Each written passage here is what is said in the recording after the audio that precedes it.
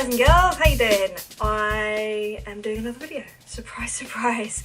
You're probably completely sick of me by now. It's fine. Even if I'm talking to no one, I'm still going to keep going.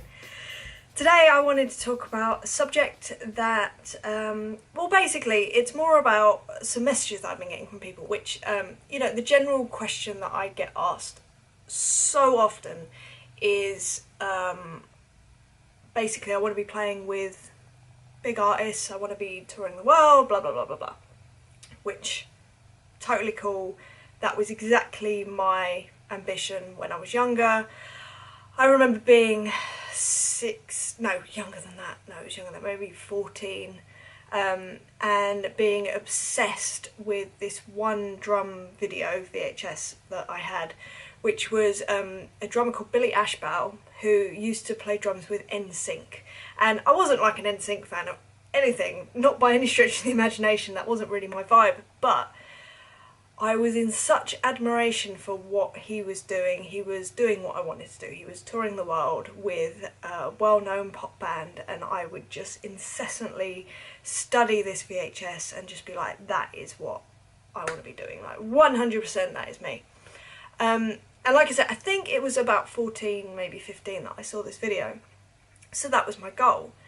And I'm finding that a lot of people are kind of coming to me asking similar questions. You know, I want to be doing things similar to what you're doing. And obviously, you know, I put up on social media when I'm doing gigs and whatever else and tours, and it's amazing. And I consider myself incredibly lucky.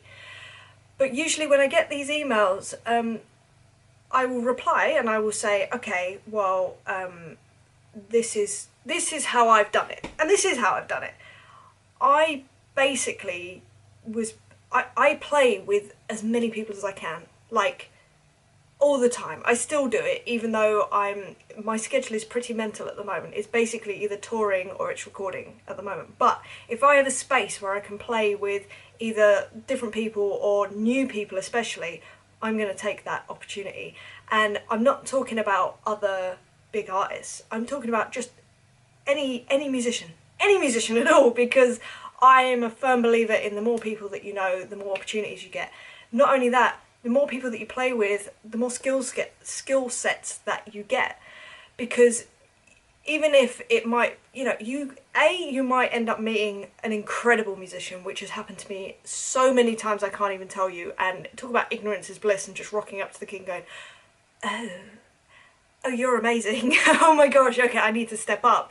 But equally, you might get to a gig and realise that the musicians maybe just don't have a lot of experience. Maybe they haven't played that many shows or whatever. But then that's a whole different challenge where it's like, okay, how can I make this sound as good as I possibly can?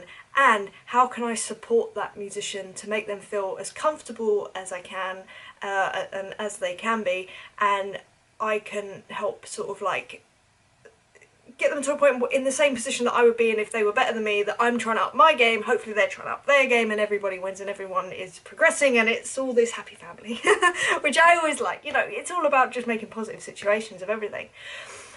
But anyway, I'm getting these emails and people saying, oh, you know, what you're doing, and I say, okay, play with as many people as you can, play in as many situations as you can, get into covers bands, because to me, playing in covers bands was essentially the making of me. It's, you know, that's about studying some of the world's greatest songs at the moment, whether you like them or not. People like them, you have to understand why people like them, what gives them energy, what makes them exciting to people or emotional or whatever it is.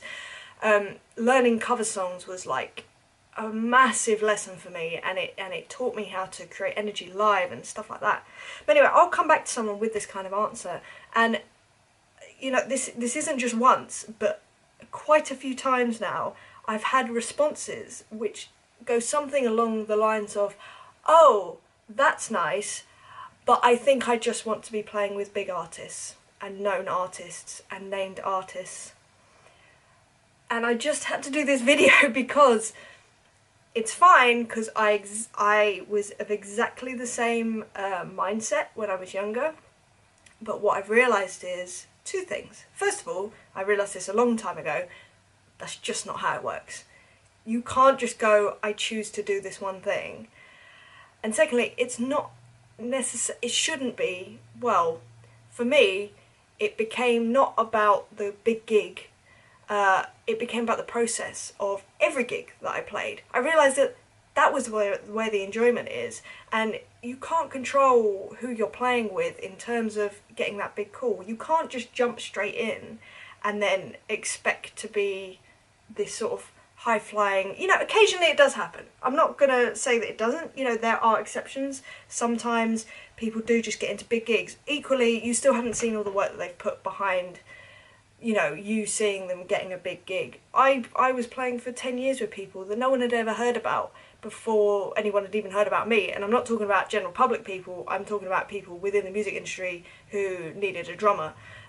Even then, I still had to prove myself. You know, it was a good 10 years before anything even happened. But the weird thing for me was, obviously, as if you've watched any videos before, I'm sure you're well aware, I grew up with Cherise Osei, another professional drummer, love her to bits, she's like a sister to me.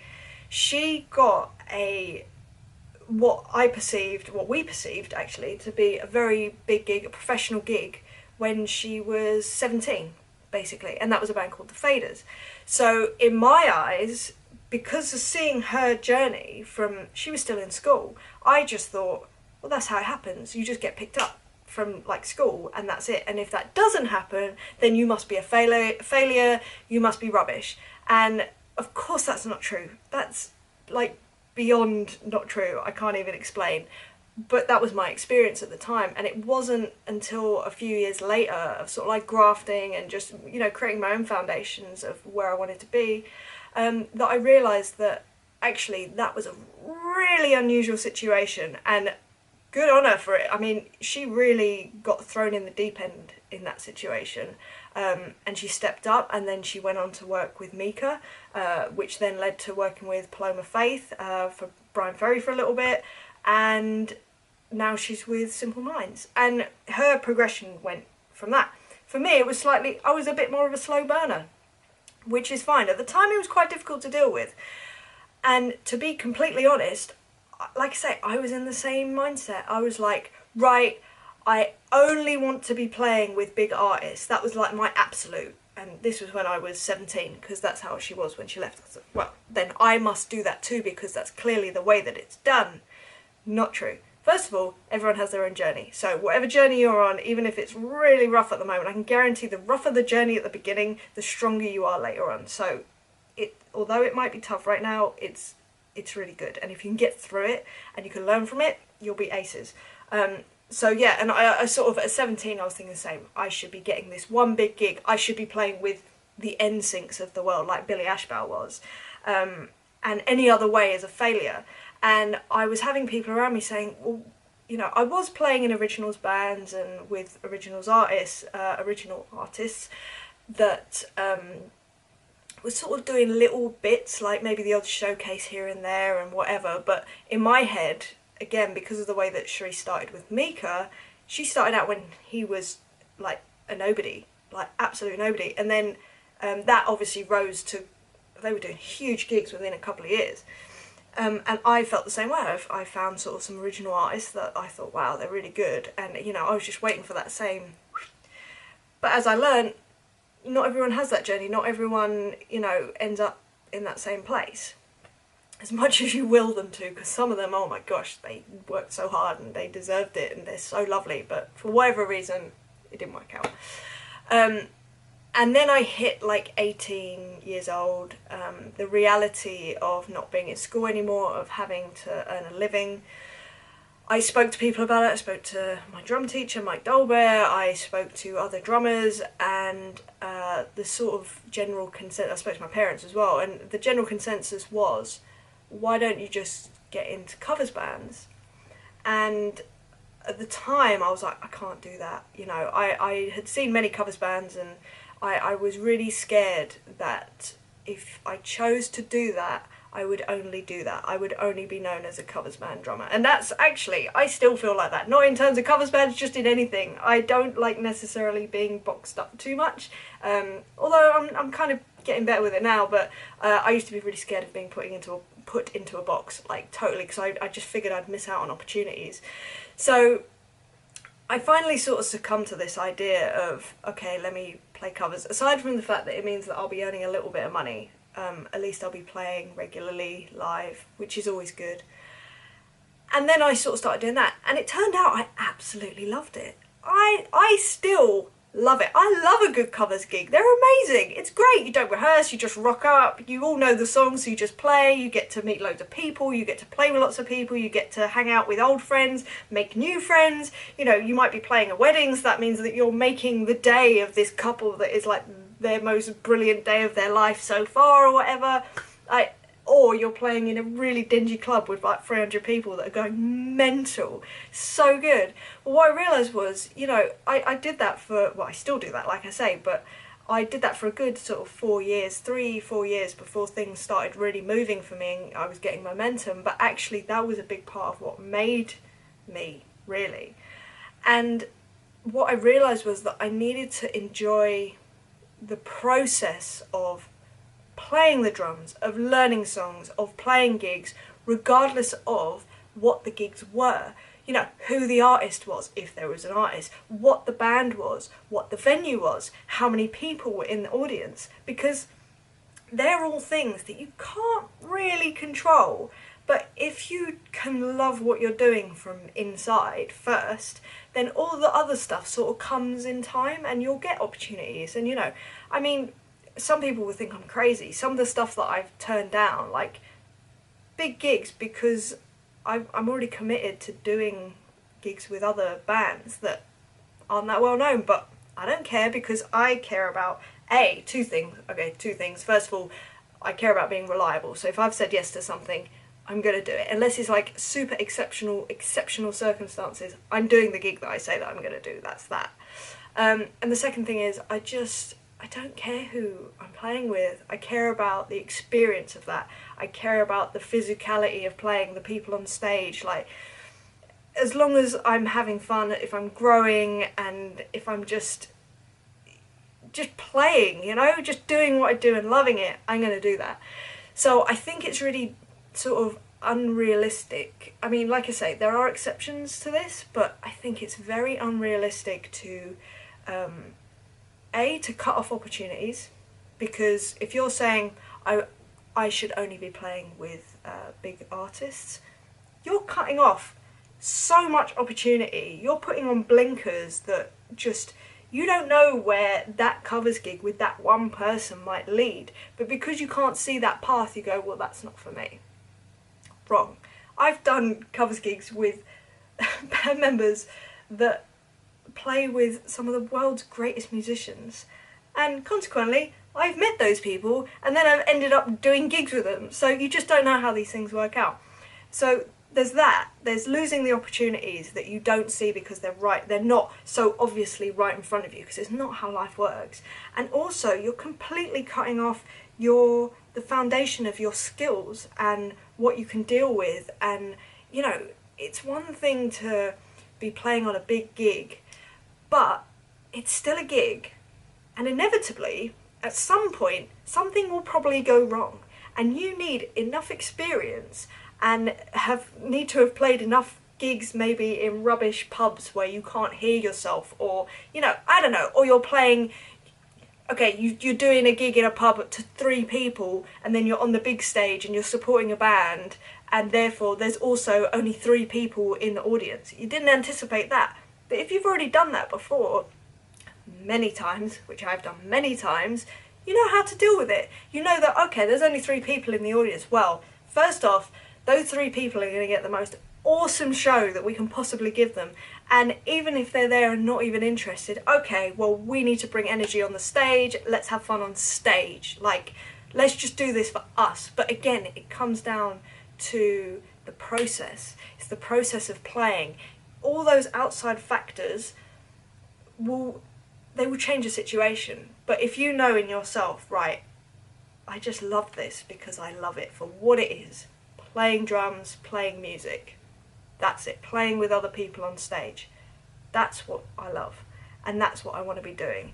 And that can be on a stage in front of 20,000 people, that can be on a stage, or not even on a stage, in a corner of a pub to 20 people, and 3 of those are bar staff. I mean, like I say, I still do this. Like my mum always says this story. So I used to play with an artist called Emilia Matiku. Beautiful woman, beautiful voice, great songs, and she's kind of like a jazz artist kind of thing, like jazz pop, I'd say, not like traditional jazz or any of that, but jazz pop, amazing. We played the Royal Albert Hall supporting Alfie Boe back in 2013, I want to say, and then the next day I went and played in a pub, playing for a grunge festival thing in a tiny pub in Enfield in North London, and I swear to you, and I'm not just saying this, I enjoyed the Royal Albert Hall gig just as much as the dingy pub in Enfield, and I swear to you on my life, I'm not just saying that.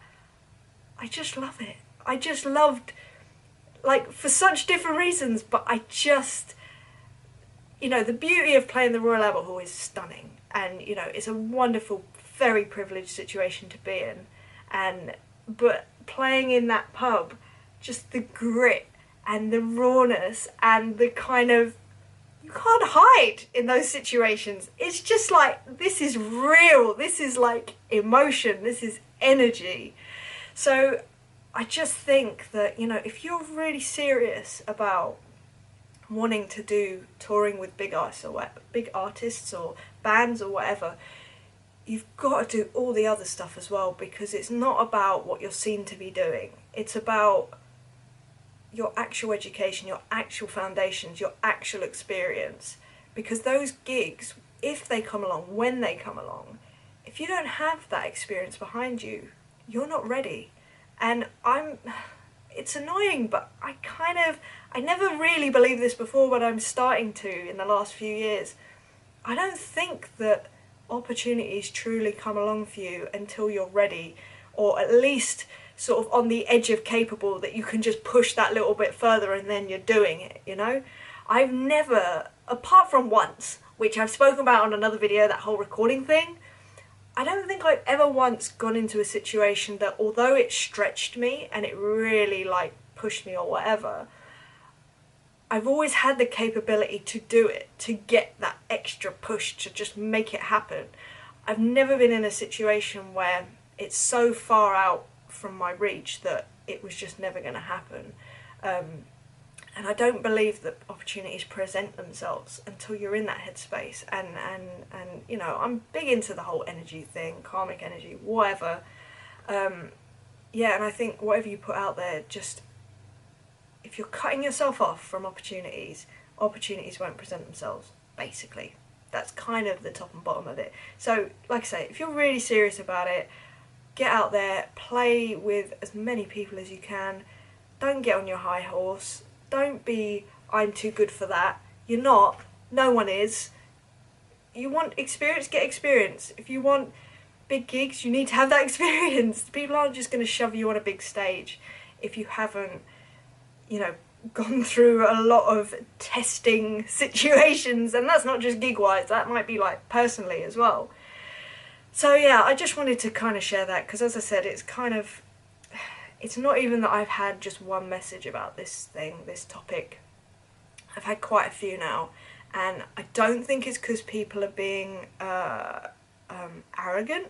I think it's literally just a lack of understanding of how I've got to this place, how people get to this place. I think that they do, because they just see the Instagram, the big gig, from practicing in their studio to the big gig, they think that there's nothing in between. And what I want to do is, like I say, unveil that a bit and just go, actually, there's all this other stuff that goes on that you maybe are not seeing. It's not very glamorous. Oh, believe me, it's not very glamorous. But it's essential. It's literally essential. So I hope this kind of has given you a little bit of insight into what you need to do. If you want to be getting there, like I say, play with everyone. Play everywhere. Play to no one. And enjoy it. That's the thing. Enjoy the process. It shouldn't be about... The big gig can be a goal. It shouldn't be the goal.